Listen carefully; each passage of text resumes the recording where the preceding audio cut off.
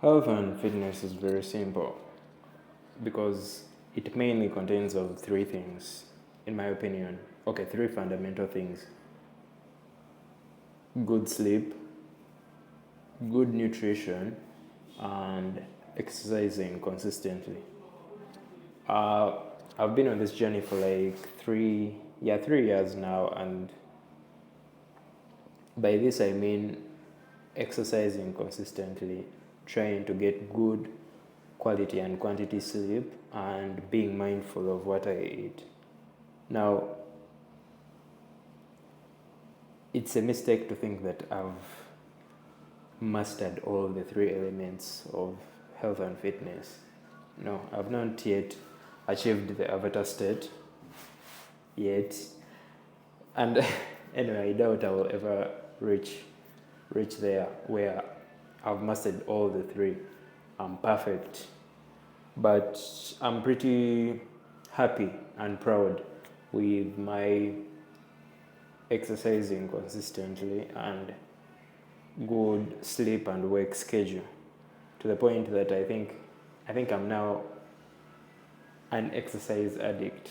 I don't know what the future holds. This may change, but right now I feel very good when I go to the gym, and I feel very bad when I don't. But I'm also a trainer, so I have to go to the gym early in the morning because my clients come early. All of them come early in the morning. So waking up, the early waking up is also influenced by that fact, which means I also have to sleep very early, around 9 p.m., so that I can wake up very early in the morning, full of energy and refreshed for my exercise and for my client. So, the last element, which is nutrition. How do I feel about that? Bro, let me tell you, nutrition is one of the most important element in this trinity of health and fitness, and it's the hardest. And I've been reflecting on why is nutrition so hard to crack, and I've come up with four elements, 4 points why I think nutrition is hard to crack.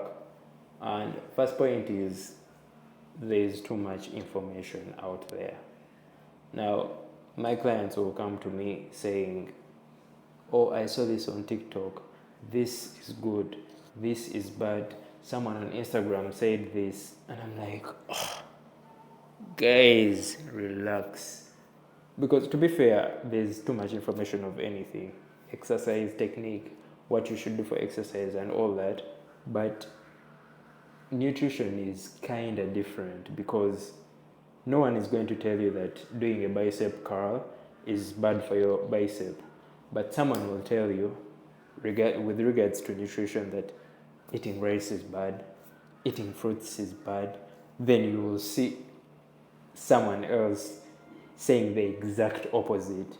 Rice is good for you, fruits are good for you. And you're like, bro, which is which? Be consistent. So we are bombarded with too much information about nutrition, so we simply get overwhelmed.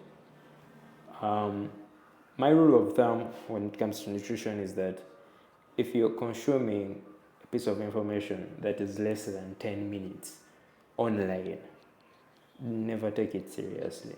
Because really, TikToks are usually 30 to 60 seconds, and no one can explain a very heavy concept in 60 seconds. That doesn't make sense. So if you have not consumed a piece of information for more than 10 minutes, don't take it seriously with regards to nutrition. So point number 2 is, no, before I go to point number 2, I would like to say that nutrition, simply put, eat whole foods. By whole foods, I mean eat food that is mostly in its natural state, and cut out sugary drinks, sugary foods, foods that are highly processed, you know, refined carbohydrates, breads, cakes, chapatis, you can cut those ones out. Now, if you want to lose weight, be in a caloric deficit, meaning eat less than you burn. If you want to gain weight, eat more healthy weight. Eat more of the whole foods than you burn. You'll gain weight. That's simple. Yeah. So, point number 2 is most of us rely on willpower, and I've done this myself. We think that when I'm hungry, I'll just think of the healthy foods to eat, and in reality, the easiest choice will always win. What's closest to you? When you walk into a supermarket when you're hungry, you're going to buy the easiest choice available. So to ensure that you don't do this, have a list of healthy foods that you can go to easily when you're very hungry, like plain yogurt, a piece of fruit, healthy nuts like tree nuts, cashew nuts, and all that. Have it readily available. Just look through the list and be like, what can I get on this? Otherwise, you're just going to go for the easiest choice that is available. Yeah. Point number 3 would be poor sleep. Guys, lack of high quality and quantity sleep is related to a miscue in your hunger signaling hormones in the brain and the gut, which means people with poor sleep tend to crave more sugary foods. They tend to eat more sugary foods. Overall, they tend to overeat because of poor sleep. Poor sleep also leads to less willpower, meaning you will be less able to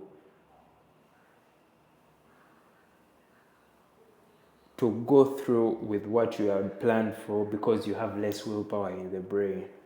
That's also an effect of poor sleep and sleeping less. Point number 4 would be expense and time. Now, I have to be real with you guys. Let's face it. Health and fitness is expensive, especially where I am in Uganda right now, and it's increasingly becoming expensive. From gym memberships, gym clothes, fitness trackers, supplements, trainers, healthy foods, app subscriptions like Strava. I use an app called Heavy. I subscribe for it yearly. So, and very many others. Now, on top of that, if you want to eat healthy, you have to do meal prep. To do meal prep, you have to know how to cook. You have the time to cook. You need a refrigerator. You need a microwave to warm that food. Reliable electricity, and where is it in Uganda? I don't know. So it's expensive, time consuming, and really, it's hard. Now, let's say you say, no, I'm going to eat in the restaurant. That's also expensive. When you eat in a restaurant, you can't accurately track what you're eating. Are you eating the right ingredients? Are they using the right macronutrients? You can't tell all that, so you don't know what you're eating, meaning you're in the dark based on your diet, what you want to eat and consume. So these 4 points just really make things really hard. So I've come up with 2 solutions for someone trying to be healthy and fit. Remember, you don't have to be perfect with regards to health and fitness. Although social media makes it seem like that, you have to be locked in, blah blah, and all that. You're it's impossible. It's really hard. So the 2 solutions I've come up with are: 1, elimination diet. And by this I mean just cut out the things that you are sure are bad for you. For example, excess amounts of refined carbohydrates, breads, cakes, chapatis, excessive sugar, heavy oily foods, and all this, etc. You know the bad things for you. And I'm not saying you cut them out completely, because it's near impossible to cut them out completely, but take them in moderation. Yeah. On top of doing an elimination diet, try doing a time restricted feeding window diet. By this I mean intermittent fasting. I made 2 videos about intermittent fasting, what it is, and my experiment with intermittent fasting. You can check them out. By this I mean setting the time of the day in which you eat and the time of the day in which you don't eat. Only drink water or coffee or teas without sugar.